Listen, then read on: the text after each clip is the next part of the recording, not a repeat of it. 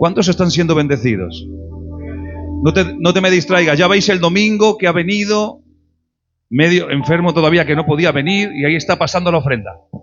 Amén, que Dios lo bendiga. Amén. Aquí, por ese mérito, echar un poquito más, por favor, en la ofrenda. Sonríe, que Cristo te ama. No te me distraigas, por favor. Necesito captar tu atención.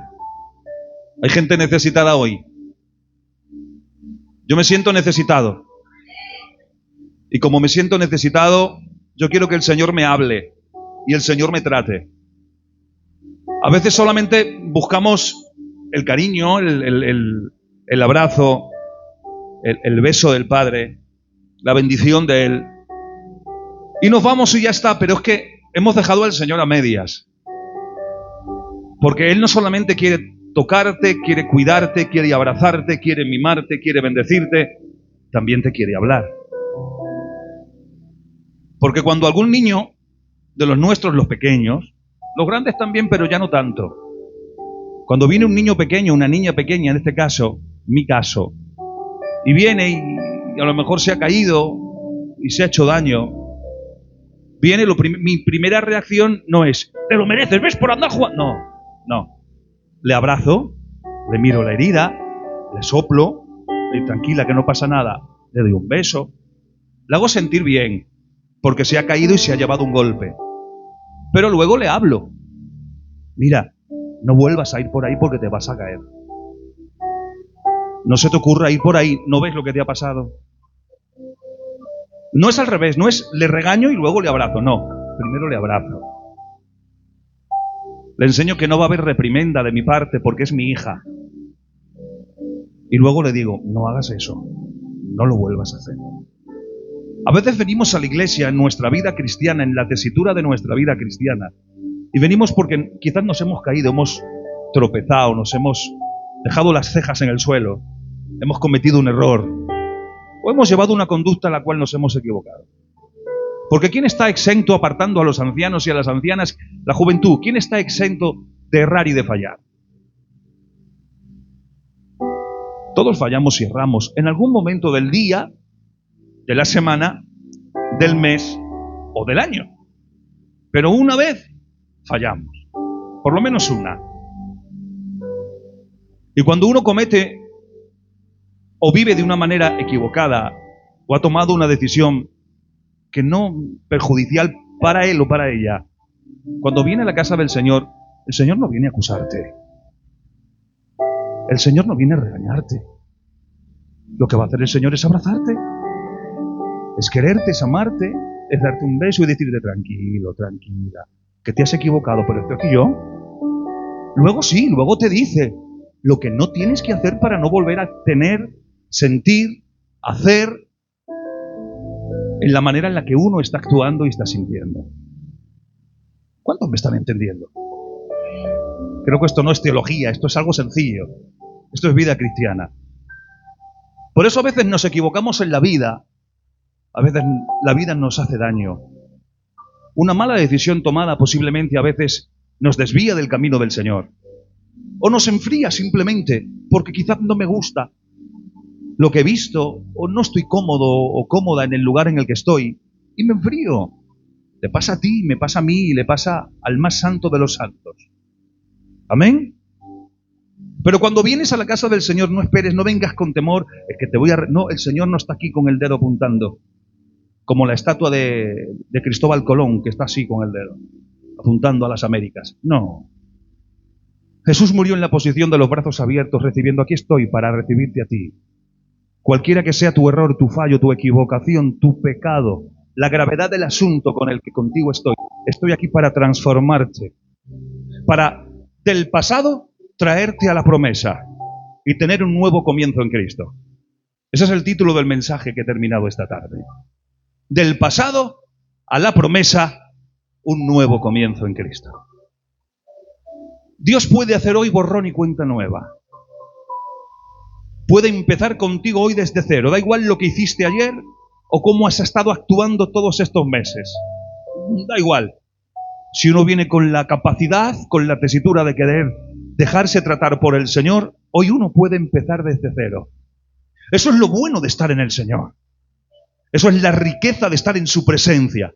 Eso es lo maravilloso de tenerlo a Él. Que uno puede empezar desde cero de un momento a otro.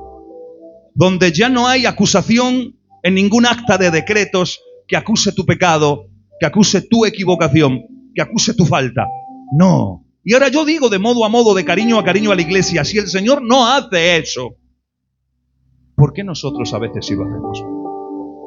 Si no nos corresponde a nosotros juzgar, criticar, apuntar lo que el Señor en un momento determinado, en fracciones de segundo, borró, eliminó, extirpó y tiró fuera del universo. A veces tomamos actitudes que no son correctas, pero no vengas con temor. Esto es un lugar de restauración. Esto no es un lugar de competencia a ver quién lo hace mejor. Esto no es un maratón a ver quién llega antes. Esto no es la plataforma ¿cómo se dice? ¿Cómo es el Top Talent? O eso, sí. Esto no es ninguna plataforma de estas a ver quién lo hace mejor. ¿Quién es mejor cristiano? ¿Quién levanta a tiempo las manos para adorar? ¿Quién canta mejor? ¿Quién predica mejor? No. Escúchenme, esto simplemente es la casa del alfarero, que está aquí el alfarero para restaurarte. Hoy el Señor quiere restaurarte. Todos los días tenemos algo que restaurar. ¿Ustedes creen que a quien le encantan los coches viejos, antiguos, que ahora valen mucho dinero, y empieza a restaurarlos, lo hace de un día para otro? Lo hace muy despacio, ¿verdad? Y cualquier movimiento de lija, cualquier movimiento que él haga en la materia que tenga que hacer, lo hace pensando, mirando, con mimo. Y quizás está toda su vida y no termina de acabar de restaurar el coche. Ese es el mérito, ese es el valor, que ha estado disfrutando, restaurando un coche que él ama. Luego lo de conducir es diferente. Conducir se conduce cualquier coche. Es el detalle de restaurar algo que quieres, lo que vale. Y esto es la rueda del alfarero. Y todos en algún momento nos caemos, nos hacemos añicos, se nos rompe el corazón por 20.000 sitios. Yo recuerdo el niño mío, Lirra, el de 17, cuando era pequeñito, tenía 2, 3 años, poco más, empezaba a hablar, que tardó mucho en hablar. Amén. Un día me miro llorando y me dijo, vino con un muñeco que tenía él y estaba todo destrozado, y me viene solamente con el tronco. Y me dice, papá, mira, ¿me lo arreglas? Y yo dije, esto es misión imposible. ¿Cómo hago yo? Y le digo, si hay una cosa, mira, Irra, hijo, tráeme las piezas. Busca por toda la casa y tráeme las piezas y yo te lo arreglo. Si ves al niño, subió por todos los lados debajo de la cama, estuvo rato bueno buscando piezas. Me las trajo, escúchenme. Me trajo el brazo de uno, la pierna de otro, la cabeza de para allá. Me trajo piezas que no eran. Pero yo, como pude, se lo monté. Y cuando se lo monté y se lo di, él dijo, con lágrimas, con los ojos cristalizados, dijo, este ahora va a ser el chico de la película, va a ser mi mejor muñeco. Escúchenme, parecía un monstruo el muñeco. Pero se lo había arreglado yo. ¿Pero qué tuvo que hacer el niño? Traerme las piezas que faltaban. Hay corazones que la vida rompe, que la circunstancia rompe, que el momento rompe, porque no somos de hierro, somos frágiles. Que quedan nuestros pedazos de corazón esparcidos por toda nuestra vida y todo nuestro contexto familiar. Y venimos al Señor para que el Señor repare y restaure nuestro corazón, pero lo único que te pide el Señor es que le traigas los pedazos que faltan.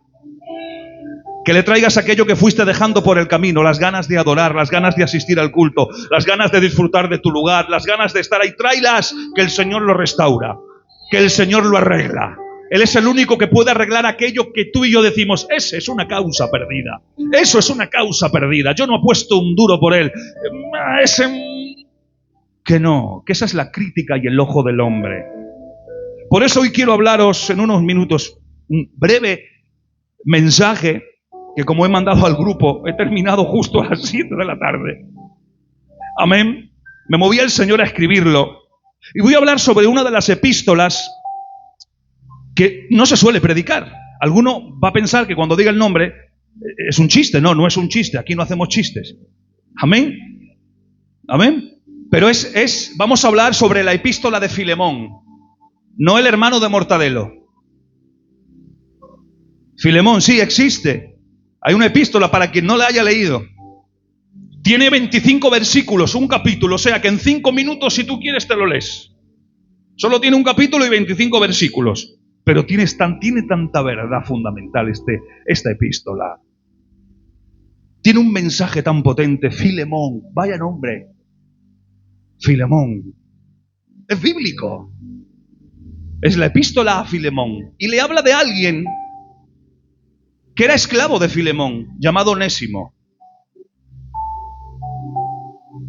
Y el libro de Filemón es una carta de intercesión. Pablo está abogando por Onésimo. Está intercediendo por él. Aquí va el mensaje de la introducción que os he dado. Porque Onésimo hizo las cosas mal. Onésimo, que era un esclavo en aquel entonces permitido y visto dentro del contexto, se escapó, huyó y dejó de servir en su labor y de servir a su señor, que era Filemón. Pero en un contexto de la vida de Onésimo, que venía huyendo, que dejó sus labores, que dejó todo desatendido, que no cumplió con lo que tenía que hacer, acabó en la cárcel. Atiéndanme bien.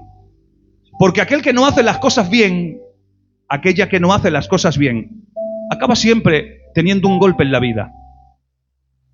Acaba trompezando, resbalándose, acaba hiriéndose por los pinchos del camino o por los arbustos del camino. Y esto es lo que le pasó a Onésimo.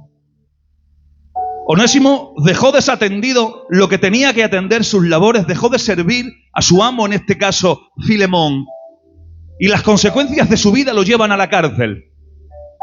Pero qué grande es el Señor, que en la cárcel se encontró con Dios, con el Cristo que predicaba Pablo.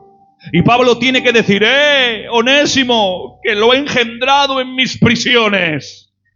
Es decir, se ha encontrado con él en el peor momento de su vida, donde nadie apostaba un duro por él, donde Filemón dijo: escuchadme, donde lo veáis lo matáis, que me ha abandonado, tiene mala clase, palabra de honor.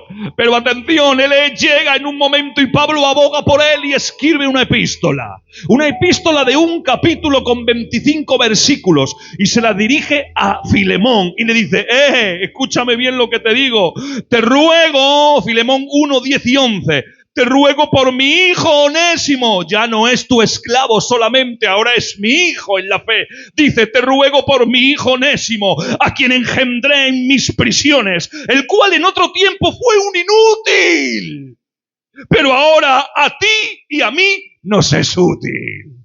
Ay, Dios mío, me pongo yo como ejemplo. Cuando dejo de cumplir como tengo que cumplir, cuando dejo de vivir mi vida cristiana en el desarrollo como tengo que desarrollarla, me veo en mis labores, no en mi persona, en mis labores inútil, que no funciono, que parece que estorbo, porque no lo estoy haciendo como debo hacerlo, porque rehúso mis responsabilidades, porque rehúso mis funciones en la iglesia, mis funciones en mi matrimonio, mis funciones como hijo, como hija, como esposo, como esposa, y entonces todo lo que vaya a desempeñar suena inútil, no funciona, es vano, no vale.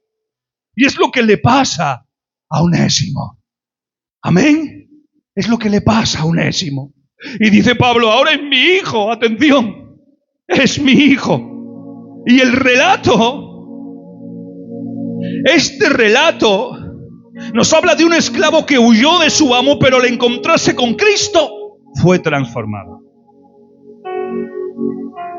Por eso hoy el Señor te pide los pedazos que has dejado por el camino para restaurarte, para formarte, para darte utilidad, para que seas útil en la obra del Señor.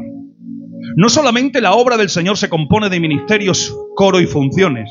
No, sentado ahí, alabando al Señor, eres útil, porque eres de bendición para el Señor y para los que los rodean. Eres un referente para tu casa. Eres un referente para los que están a tu alrededor. Por eso este relato nos muestra que Dios nos da una nueva identidad y propósito sin importar nuestro pasado. Él nos da una nueva identidad sin importarle nuestro pasado. ¡Qué bueno es Dios! Yo a esto le quiero dar un fuerte aplauso.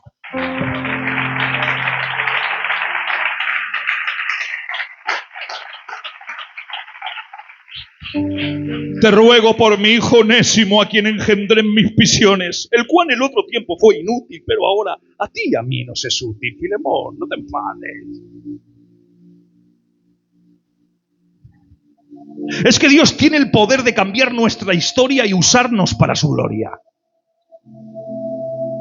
Es que Dios, cuando te da una nueva identidad, no lo condiciona tu pasado, ni el mío. Si fuera así, yo hoy no estaría predicando. Porque el que más y el que menos tenemos un pasado tenebroso, un pasado turbio. Pero menos mal que Dios no es un Dios de pasados, sino que es un Dios de presentes que funcionan hacia futuros. Por eso Él, cuando te da una identidad en Él, cuando te refugias en Él, Él no va a condicionarte por tu error o por tu pasado, por tu caída, por tu mala equivocación. No, Él te va a transportar a la gloria. Él tiene el poder de cambiar nuestra historia y usarla para su gloria. Por eso Dios nos encuentra en nuestro peor momento. En el peor momento que tú te puedas encontrar es cuando Dios se encuentra contigo. Por eso Filemón 1:10 dice: te ruego por mi hijo Onésimo, a quien engendré en mis prisiones. Es decir, se escapa de la casa, deja a su amo y la condición de sus acciones lo llevan a la cárcel. Quizás Onésimo diría: yo ya en la cárcel, nada, aquí ya me matan.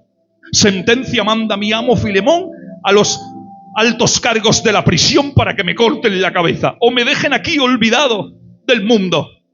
Ya muero aquí en la cárcel. Ya no había esperanza para Onésimo. Estaba preso. Estaba en una condición más bajo en ese momento. No se podía. No es la cárcel de hoy, que entras a la cárcel y tienes todas las comodidades posibles. No, era una cárcel fría.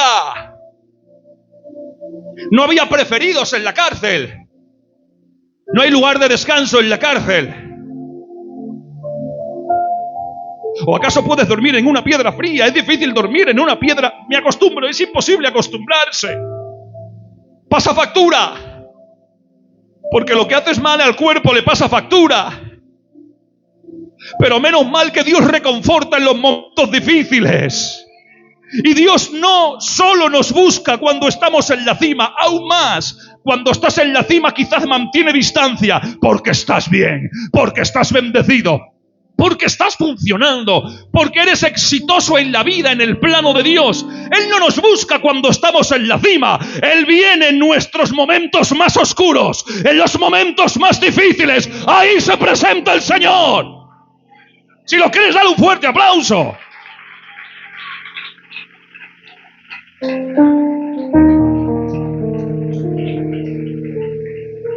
Y en la Biblia vemos un sinfín de ejemplos de personas que Dios alcanzó cuando estaban en su peor condición. Ahí tenemos la historia de Lucas capítulo 5, el hijo pródigo. Tomó la herencia antes de tiempo. Había una cláusula dentro de la ley que se podía hacer, pero era para los hijos contumaces, para los hijos rebeldes. Pero él desperdició la herencia antes de tiempo.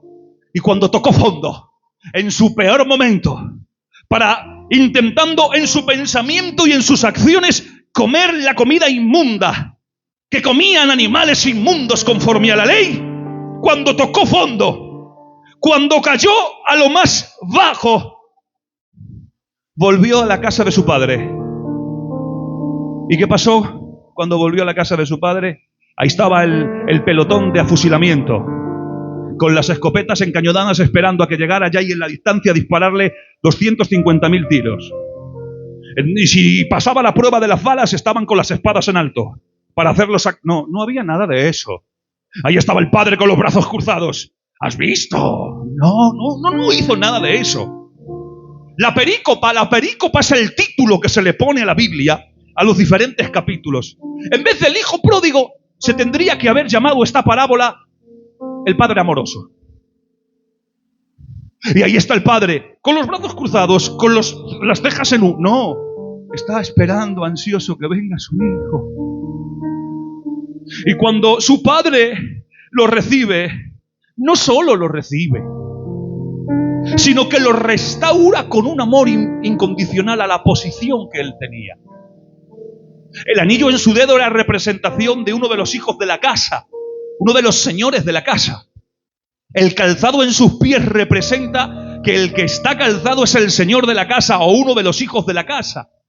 Porque la diferencia entre un esclavo y un libre dentro de la casa en aquel contexto era que los esclavos andaban descalzos. Y cuando se veía uno descalzo, señal que era un esclavo o era un criado de lo más bajo. Y ahora viene su hijo y dice, ¿en qué condición vienes? Vienes en la peor, vienes en la condición de esclavo, en la condición de lo peor, pero te voy a cambiar la posición, hombre. No solo te recibo como hijo, sino que te voy a abrazar y te voy a restaurar con un amor incondicional, sin reproches ninguno. Te voy a colocar en tu lugar, te voy a dar la identidad de hijo y te voy a alcanzar para marcar la diferencia de que tú no eres esclavo, tú eres libre, porque eres mi hijo.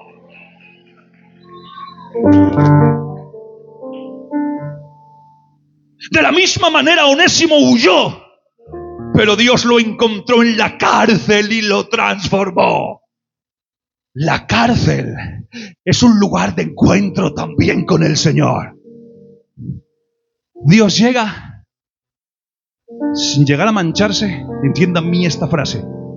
Dios llega y se asocia o se coloca a tu lado, aún en el lugar más difícil que tú llegues, en el lugar más oscuro que tú llegues. Él se remanga y llega para sacarte. Yo allí no voy. No, yo con eso no trato. Allí tampoco voy. El Señor va, se remanga, te coge y te lleva. ¿Ustedes qué piensan? ¿Que la oveja perdida se fue a un lugar bonito? No, ¿verdad? Fue a un lugar desconocido, un lugar con peligros, un lugar con animales complicados. El pastor deja 99. ¿Qué le daría a él más dejar a esa una que a 99? Si pongo en balance, yo como un hombre digo, me quedo con 99, la una, pues, ¿qué hacemos, hijo? Pues quien se la haya llevado, que la goce con ella, que se la coma y que disfrute. Pero no, dejó a las 99 y se fue a buscar a esa una perdida. Escuchen, no estaba en un lugar bueno. Estaba enredada entre espinos en lo peor de lo peor. La integridad del pastor corría peligro buscando a esa oveja. Podían asaltarle en el camino. Podía caerse por cualquier precipicio. Pero él fue a buscar a la oveja perdida. Y cuando la busca, ¿sabes lo que hace? Le echa el manto. ¿Por qué le echa el manto? Para que en el trayecto, cuando se la cargue a los hombros, no recuerde ni se quede con el camino de vuelta, para que no vuelva a ese lugar. Le está diciendo, te echo el manto para que no recuerdes dónde estuviste, para que no recuerdes dónde caíste, para que no recuerdes dónde te apartaste de mí. Yo te restauro. ¿Y cuál es la restauración de la oveja? Que la coge y se la carga a los hombros y la lleva a su lugar. Pudo haber dicho, un mal pastor había dicho, le voy a poner una cuerda y la voy a estar estirando todo el camino para que sepa lo que es haberme hecho venir tanto tiempo. Él no hizo eso, porque nuestro buen pastor tiene buenos sentimientos, tiene buenas intenciones, tiene pensamientos de bien para contigo. Y si te has apartado, si te has alejado, si te has descuidado, tranquilo, tranquila, que esta es la casa del alfarero. Él nos echa el manto, Él nos carga en los hombros, Él nos lleva al redil. Dale un fuerte aplauso.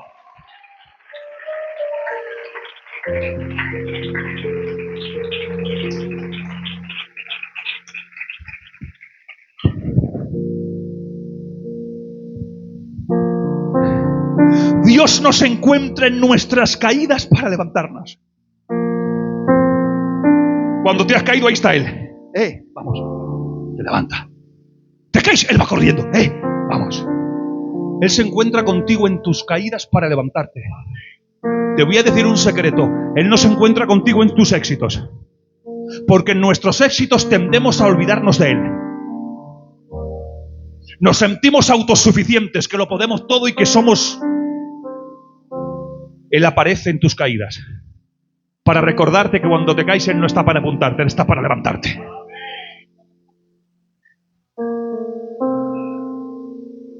Por eso Dios es especialista en rescatar vidas.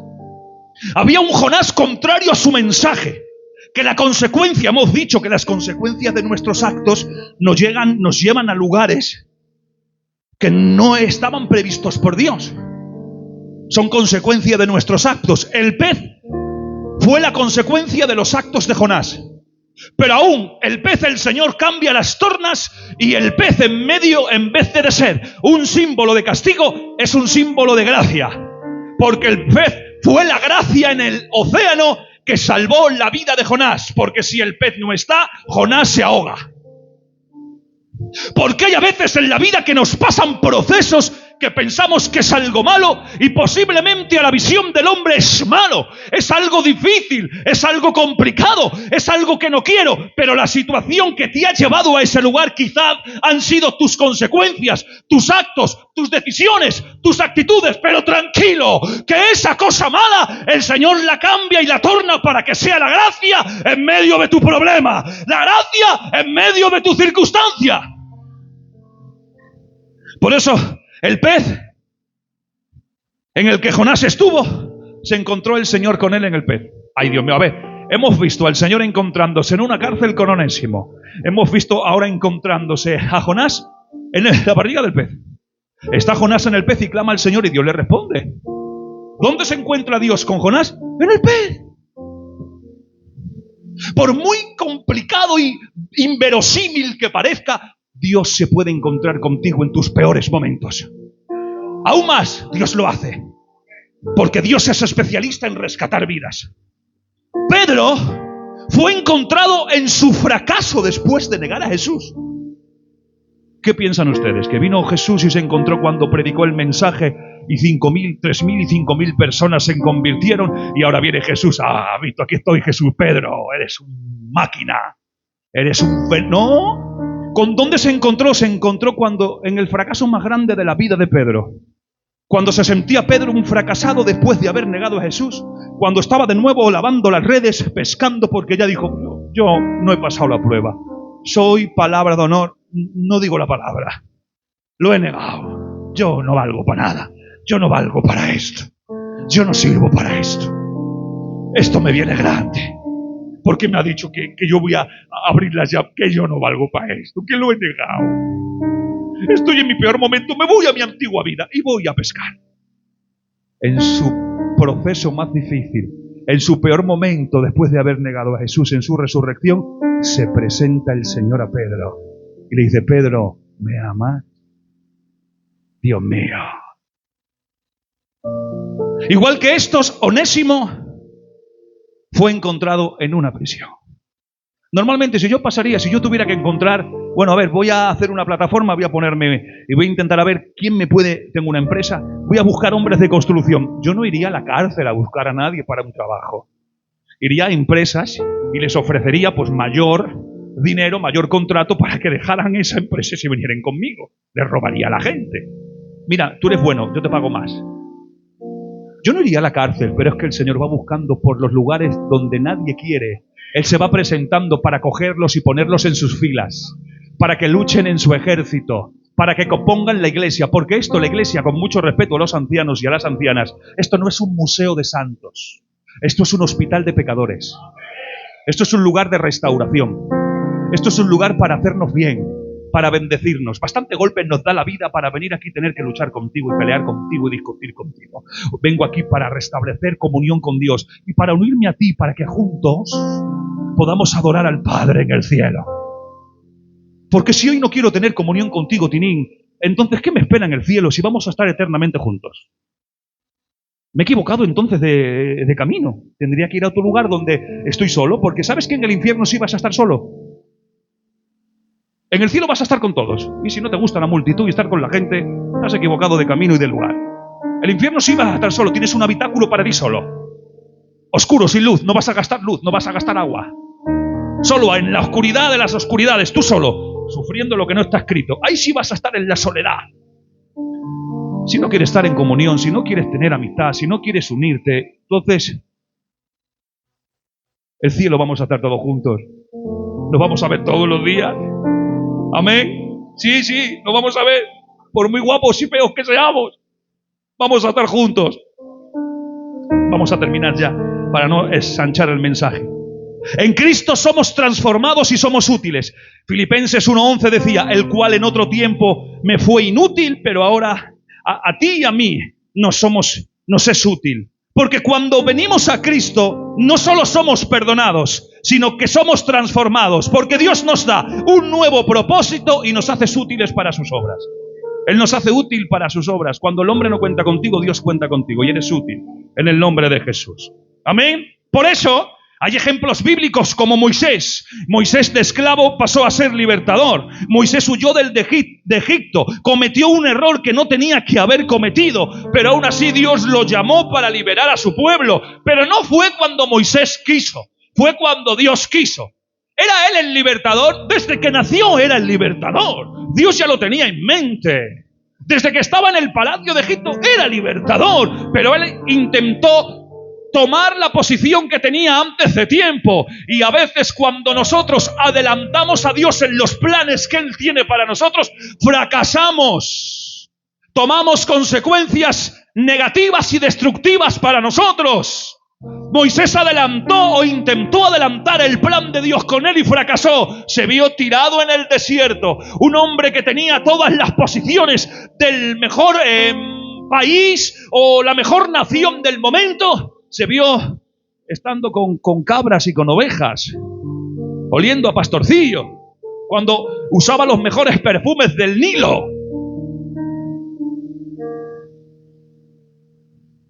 Pero cuando Dios ya dice, ahora sí, ahora soy yo quien quiere usarte, es cuando funcionas.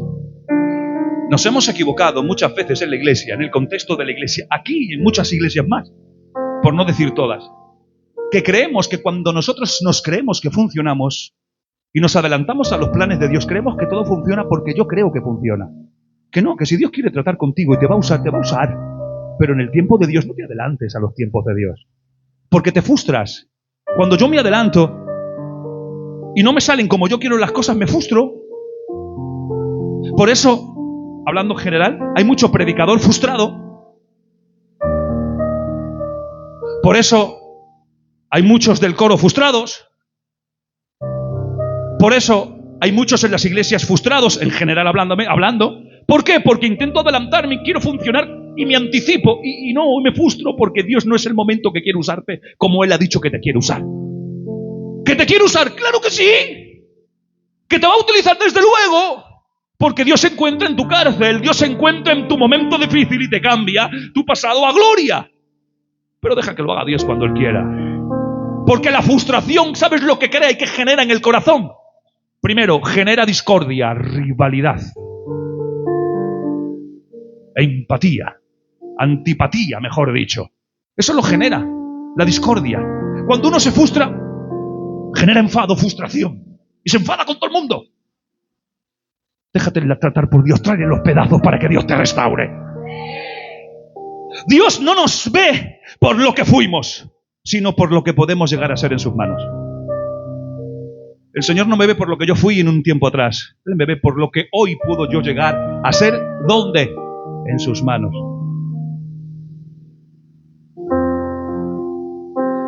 Quiero terminar diciéndoos que tal vez nos sentimos sin propósito, nos sentimos que ya no hay propósito para nosotros, pero Dios nos ha creado con un destino y nos hará útiles para su reino. Dios tiene un llamado y un plan para cada uno de nosotros. No somos definidos por nuestro pasado. Nuestro pasado no nos define, sino por lo que Dios hará en nosotros. Por eso Dios nos restaura para su propósito. Por eso dice Filipenses 1:16, el último texto que voy a leer de esta epístola, dice, no ya como esclavo, es decir, Onésimo, ya no como esclavo, Filemón, sino como más que esclavo, como hermano amado. Qué difícil es cuando uno cambia de posición. Hay a veces que no nos adaptamos. Hay a veces que no nos adaptamos. Que ahora imagínense, voy a poner un ejemplo, a ver qué ejemplo me puedo inventar yo ahora porque no tengo nada marcado. Sí, ya sé qué ejemplo me puedo inventar. Imagínense que el Tinín hoy, como habéis cambiado los hermanos la posición, ya no me meto con el Abraham, me meto con el Tinín. ¿Vale? Imaginaos que ahora el Tinín, el Señor lo ha tratado y lo ha colocado en una posición de honor dentro de la iglesia. No sé, la que tú quieras. Y ahora yo, que siempre lo veo ahí, que ni pin ni pam, que viene, que va, que yo no sé nada más. Digo, bueno, vale. Y ahora de repente el Señor lo llama y lo cambia y lo pone en una posición de honor en la iglesia. Digo yo, ese.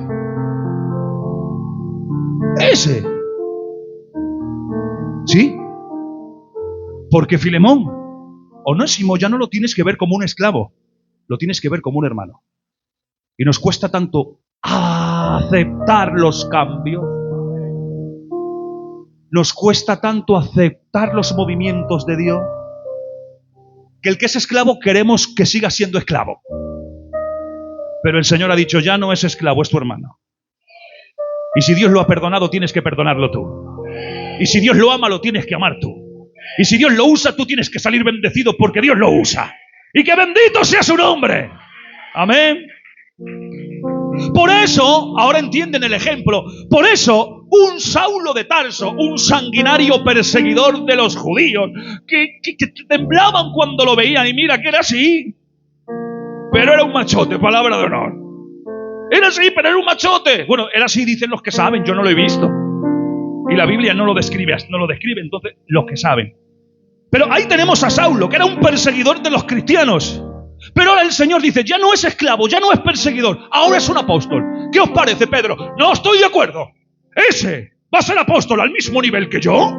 Si yo soy apóstol, si he estado contigo, si me has hecho a mí las llaves del reino, que no quiero, que él tiene que seguir siendo un perseguidor, que yo no lo quiero de apóstol. Ole, pero es que es apóstol, que se ha encontrado con el Señor, y el que se encuentra con el Señor cambia.